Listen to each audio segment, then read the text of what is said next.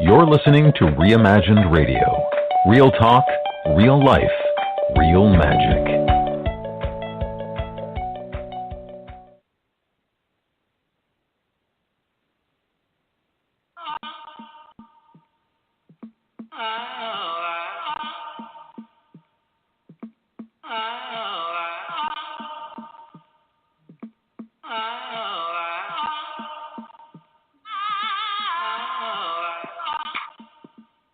Welcome to Love, Life, and Law of Attraction, the show that is all about helping you find the love you want in your life and loving the life you have right now.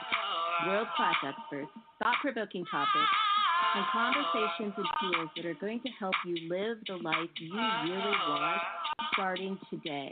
So pour yourself a cup of tea, have a seat, and get ready to join Love, Life, and Law of Attraction.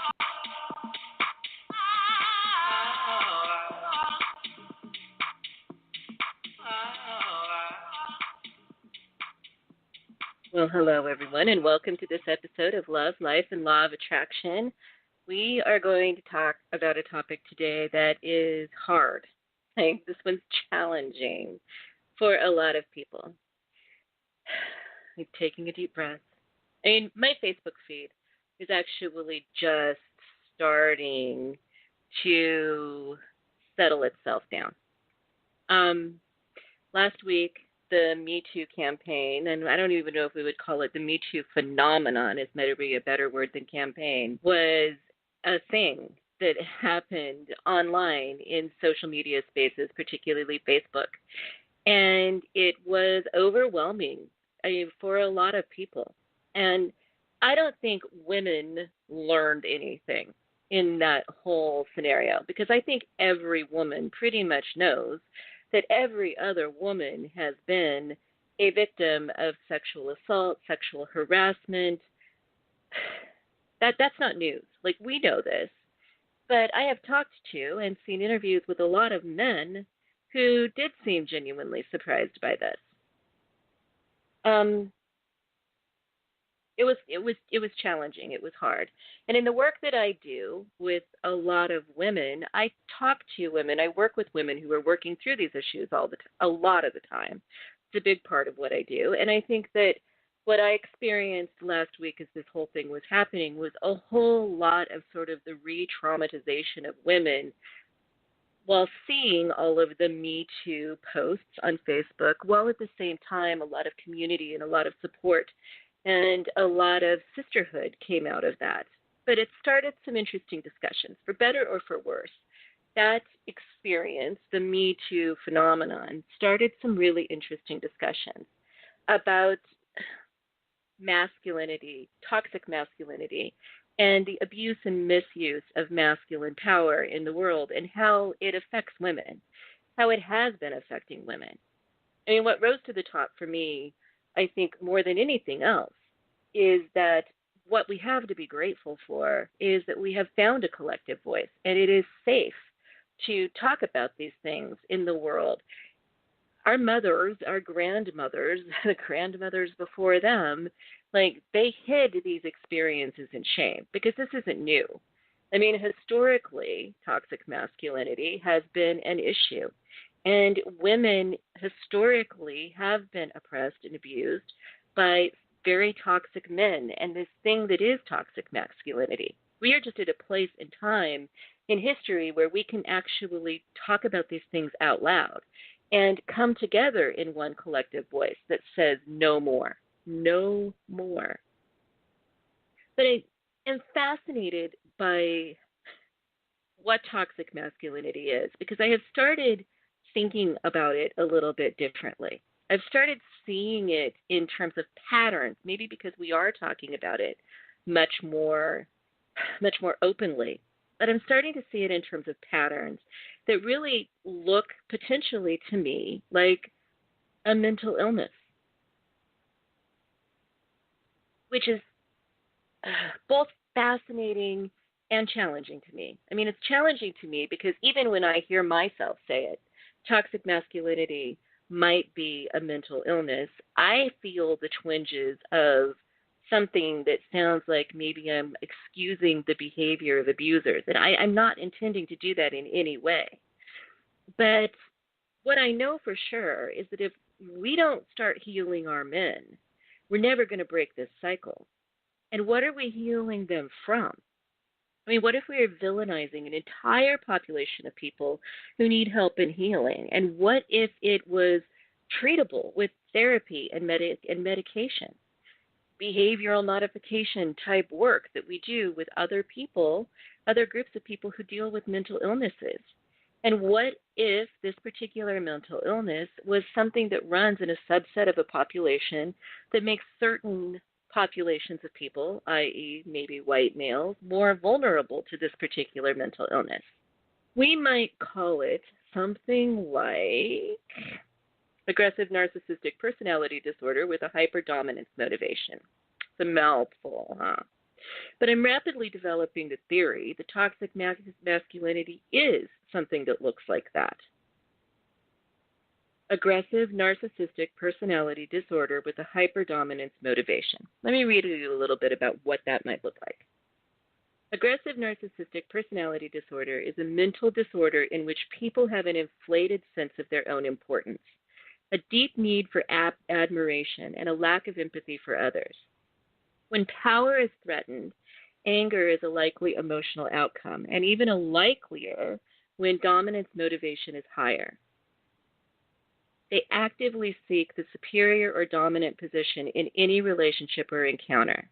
There's a saying in the real estate business that there are three things that matter: location, location, location. With aggressive personalities, there are three things that really matter, regardless of the situation they're in: position, position, and of course, position. They abhor submission to any entity that they might view or conceptualize as a higher power or authority. However, they're comfortable in power structures that support their views and beliefs.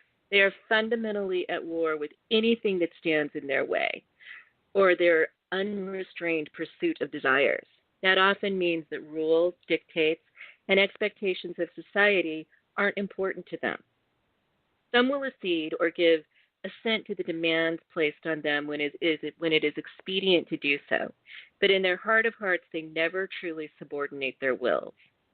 They are ruthlessly self-advancing, generally at the expense of others. They are actively and deliberately seek to exploit and victimize others when to do so will further their own ends, whereas a narcissist simply doesn't consider the rights or needs of others.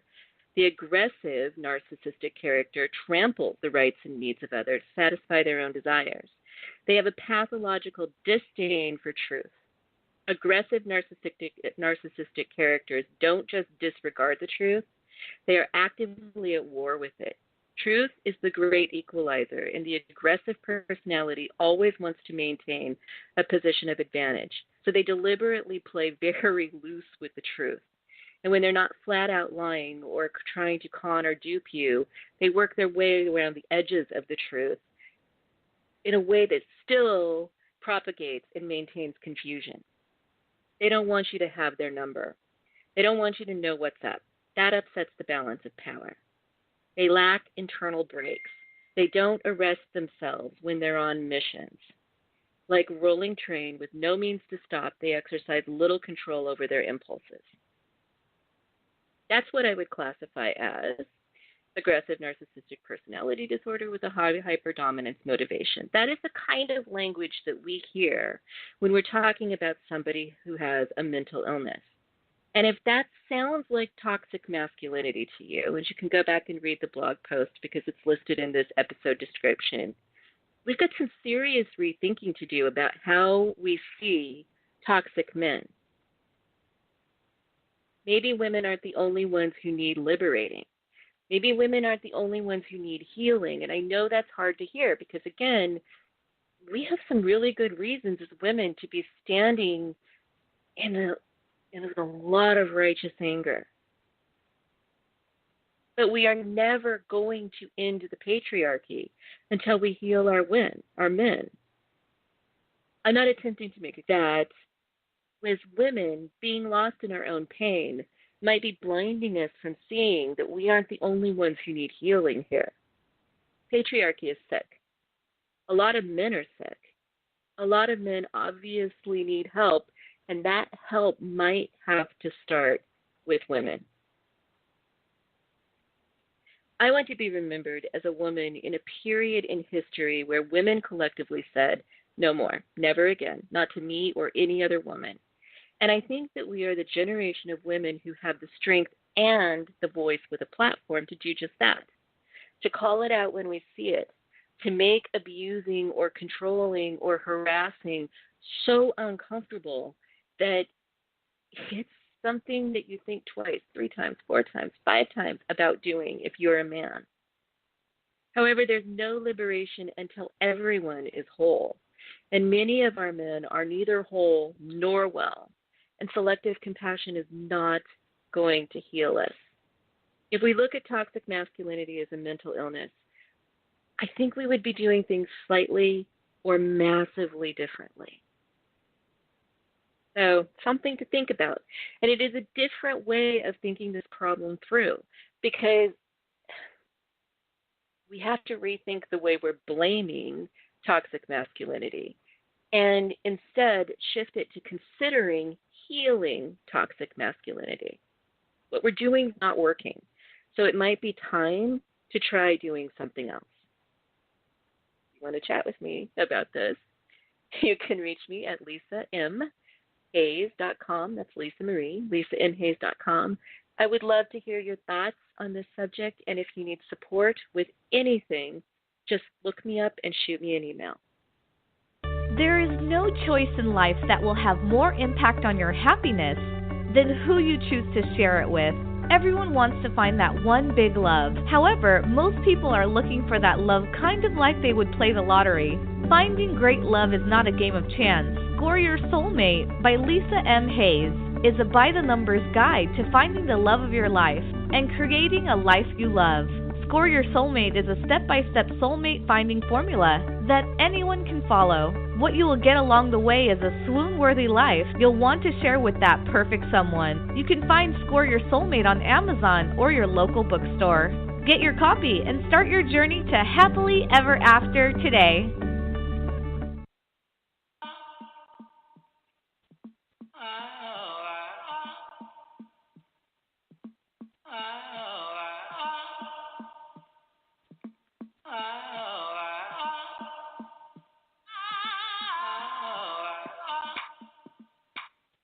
Thank you for joining us on Love, Life, and Law of Attraction. We hope you enjoyed the show, and we'll see you back here next week. For more information, you can find me at lisamhays.com.